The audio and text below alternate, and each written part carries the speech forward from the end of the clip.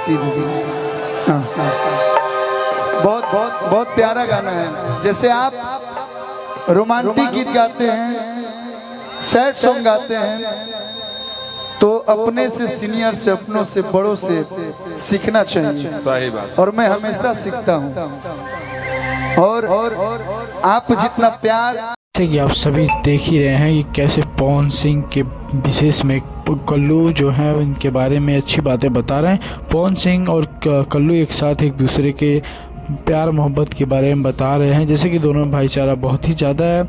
और ये दोनों लाइव एकदम जैसे कि लाइव स्टेज शो हो रहा था, वहीं पे ये बात छिड़ी है और ये बात हो रही थी। गाइस मैं बता दूं, अभी तक हमारे चैनल को सब्सक्राइब नहीं किया तो प्लीज़ चैनल को सब्सक्राइब कर लें और ज़रूर शेयर करें, लाइक करें, कमेंट करें। अगर ये वीडियो आपको अच्छी लगी है तो नेक्स्ट पूरी वीडियो चाहिए आपको तो कमेंट में ज़रूर बताएँ, पूरी वीडियो आपको मिलेगी। Thank you for watching, bye bye.